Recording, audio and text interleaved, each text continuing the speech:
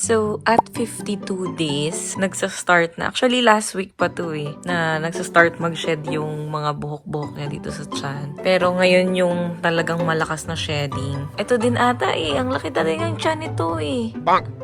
Usually kasi pagka in-ultrasound, sinishave na nila yan. And gusto ko din talaga itry na yung natural lang. Although nagsished siya, pero may matitira pa rin namang mga buhok. So, I think makakatulong din yan, protection sa tiyan ni Reese kapag yun nga, dumidede na yung mga puppies. Diba yung kuko nila, yan nagsusugat-sugat kapag fully shaved. Makikita natin yung difference. So, next week, papa-x-ray na natin para dun sa accurate count ng mga puppies sa loob. Pero yung dede niya talaga law-law na. So, nagpe-prepare na siya mag-produce ng milk. Ano, cream? Oh. Excited ka na ba? Magkakapamangking ka na ulit. Hindi. Kung kagaya lang daw ni Hershey, wag na. Sumisipa na rin yan. Sumisipa kanina. Yung lalakas na.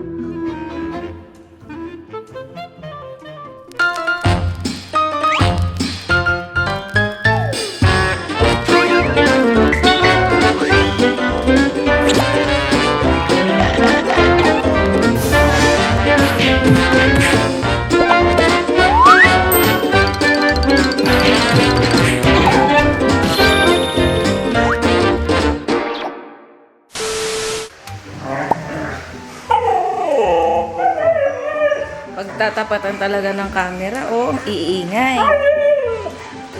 Ayun si Riz Marie. Nagpe-prepare na siya sa pag-alis namin. Rizzy, mukha bang buntis yan sa inyo? Ayan Ay, naririnig niya ako. Ang sexy. Sino yun? Nangyari sa inyo. Kukulit nyo kasi, tignan nyo. Basta huwag nyo isasali si Gigi. Ayan, naliigang ka, no? Naliigan ka ni Sugar mo. Hey, si Gigi, nag-iisip kung sasali.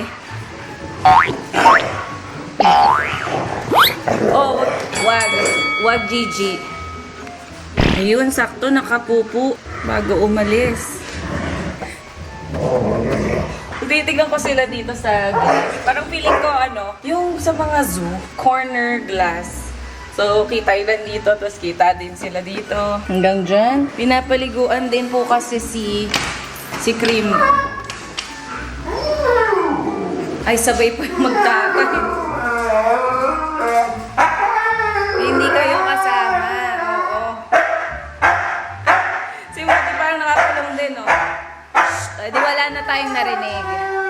Wala na tayong narinig. Nag-start na siya.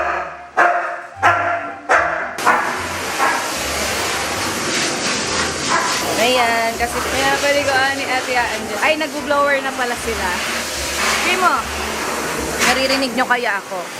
Cream, hello! Alam, may balahibo ko sa ilong. Dami. Oo nga. Tignan nyo yung itsura ni Ate Angela. Anyari. Tapos dito. Ayan, ako pati yung camera. Dead din nga, no? Ayan. Wala papasok sa lens. Ayan, finally. Katahimika. Ayan. Anong hula mo, Ate Angela? Tingin mo? 3 to 4. 3 to 4. Isa lang. Isang digit lang. 4. 4? Ala, yun din yung hula ko. Hindi nang pinaka ko. Safe hula. No, Rizzy. Talaga ba? Basta sure na ako this time, hindi to isa. Kasi yung size ng tiyan ni Riz ngayon, hindi siya yung pang-isa. Kasi yung kay Hershey, nung pinagdadalang tuta, halos wala Pero may mas may umbok ngayon. Ayan aba minomodel pa ni Riz. Ayan, lundo siya. Yung likod niya lundo. Riz Marie, Tara na? Tara na ba? Sabi, pinatigil-tigil yung mag-blower. Paano ako matatapos? Ayun, sama ka din. Ay, sama ka din. Ay, OA naman. Sama. Day 57 ito ni Riz Marie from first tad. Actually, bukas pwede siya manganak kasi 58. As early as 58 days, pwede na manganak ang dog. So, pero I think hindi pa naman kasi sa experience ko, lagi yan mga yes cream Oo, i-share mo ang knowledge mo sa panganganak. Ayun, sa basic experience ko talaga, beyond 62 days. So, 62, 63. So, depende na lang talaga. Ay! Oh my God! Ako din.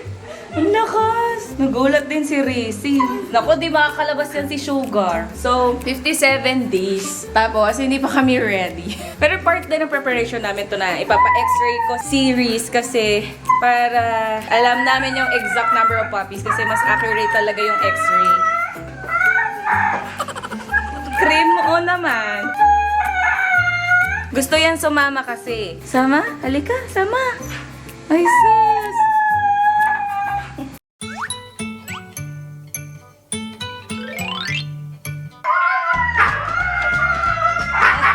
Ayan na. Alam na nila ang meaning ng bag na yan. O, diba? Kami ang pinakamaingay sa street. Ay, Diyos ko po, ang mama na ito. O, dito na lang kami. Sira yung gate namin. Ayaw mag-open. Pasok. Diyan ka muna, dyan. Let's go. Aba, behave ba? O, ayan na, Hams. Dahan-dahan tayo. Buntis on board.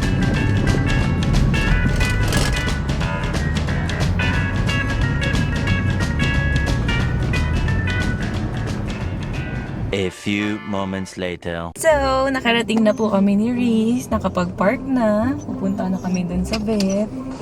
Oh, ayun na siya. Palipat-lipat na. Alam na kasi nabababa. O kaya lang ang sakit ng tiyan ko. OMG. Sana umabot ako ng bahay.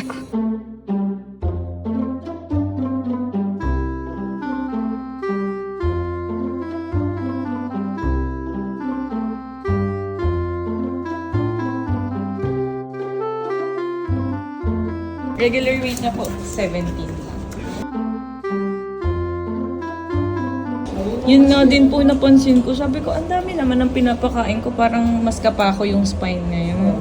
Alabi, payat ka daw, sabi ni Doc, for a pregnant dog. Payat daw yun. Pero ang happy ko, from 17 naging 20 plus. So, pero payat daw siya based sa kapa. Ang lakas naman nila kumain. Eh, dinagdagan ka na nga namin. Normally 600 grams ka lang per day. Eh, nagdagdag na kami sa'yo ng another 300. So, kulang pa pala yun.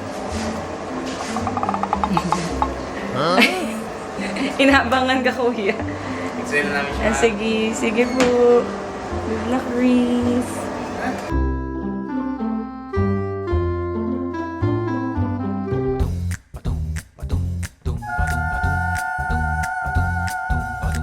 Parang ang dami kong nakikita. So 4 or 5 yung nabibilang namin. So dito sa lateral yung pinaka-reliable yung count. Bibilangin natin. So ito short na isang puppy. May skull at may set ng vertebrae. So ito yung pangalawang puppy na sure nating meron. Opo. So ito yung ikatlo. So ganun yung pwesto niya. Tapos ito yung pang-apat. So ito yung ulo. So ito yung body.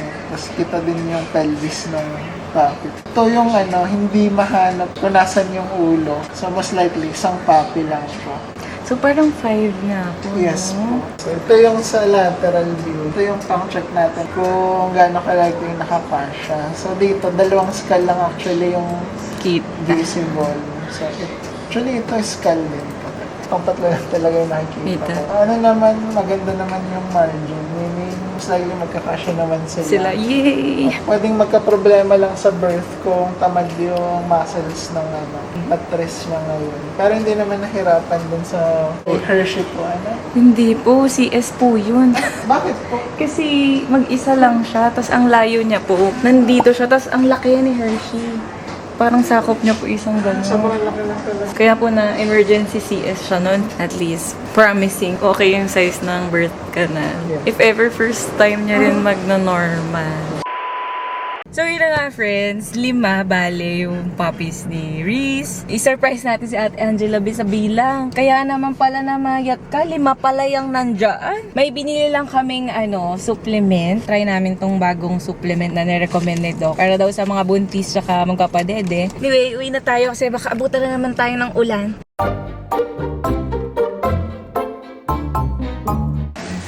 Kayo na bahala. Kasi CR na ako talaga. Kanina ko pa ito pinipigilan. Ops, opsie. Oo, wait na. Umaya na, be. Wait. Oh, yes. Bakit may muta ka? Ang haba ng muta mo, be. Tingin. Tanggal natin. Tatanggal nga eh. Tanggal. Oh, kita mo ang haba niya. Namiss niyo si Aracy? Ikaw, namiss mo ang mama mo? Huh? Cream, oh. Aba, fresh na yan. Bagong ba't naman diretso kagat? Hindi kita sinama. Sorry. Angela, ready ka na ba? Ito yun. Ang big reveal. Ilang, ako. 3 ba? Isa. Ito din ba? Hindi, sige, bilangin mo yung nakapi. 5? Yun ba yun? Oo. Parang di ka natuwa. Ang dami, Riz! Totoo ba yun, Riz? Pero naman ang dede ni Riz. Kitang-kita sa x-ray. Oo, kita-kita, di ba? Yung dede kasi ni Rizzo, yung mga nipples niya, ang lalaki. You know? Parang ulo ng tuta. Wow! Ang dami, Riz! Ay, ang dami namin hahabuli. Pero bakit ganoon? Wow, marunong pa yan sa vet. Kasi pag parang tinitignan ko, parang may chance pa siya mag-anim. Ewan ko lang ah. Parang ulo din to eh. Kaya para laging pagod. Ang dami pa rin yung dinadala.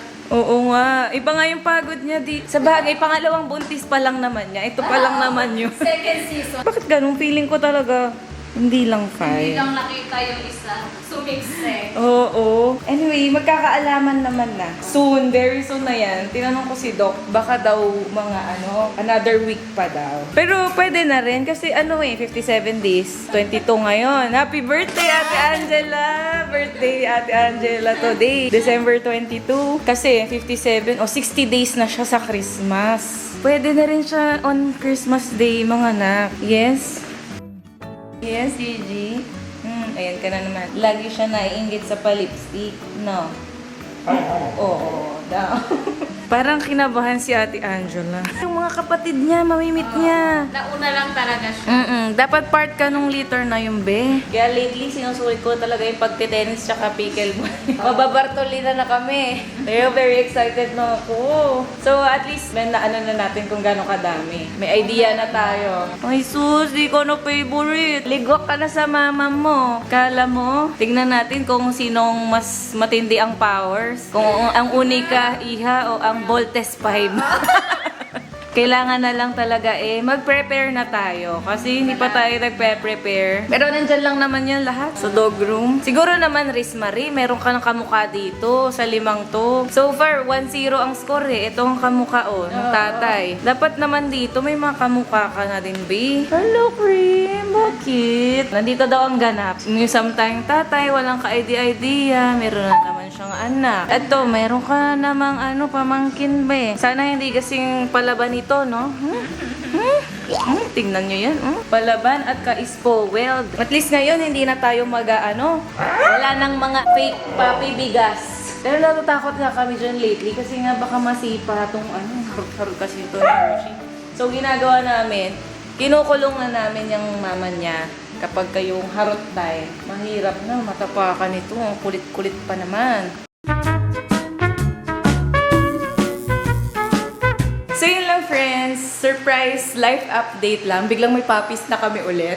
And so next update ko, hopefully may mga puppies na. Liter I na tayo. Medyo mahirap kasi yung I para sa puppy names. So suggest po kayo kung ano-anong mga names. Pero sure na magpapangalan kami ng Ilyo sa isang boy. Kasi gusto kong scent yun. Name kasi siya ng pabango ng Diptyque. Suggest mo po kayo ng iba. Yan, so we'll see you on our next video. Bye! Mama Riz, bye ka na. See you on our next video with the puppies. Bye! Ikaw namang tatay ka. Oh, sakto yung pasok nila. Galing sa potty area. May anak ka na naman. Ang tatay ng bayan. Bye, Henry! Hershey, na magiging ate na sa susunod na video. Bye! Ito din, magiging super ate na to talaga. Bye! Oh. May dila pa kasama. Ayan, sa royalties, Mochi, magkakapapis na naman dito. Oo, ayaw mo nun, alam ko. Mochi, halika, bye-bye na, bye-bye. Bye-bye! Madam, halika na. See you on our next video. Bye! Uy! Ayun lang. Ano ba yan? Mula kanina nag-aaway kayo sa simula ng video hanggang ngayon naaway pa din. Yun pala, Merry Christmas sa lahat. Bati mo sila, Merry Christmas! Merry Christmas po! Namamas ko si Mochi. Aray ko be, parang maipin na. Merry Christmas!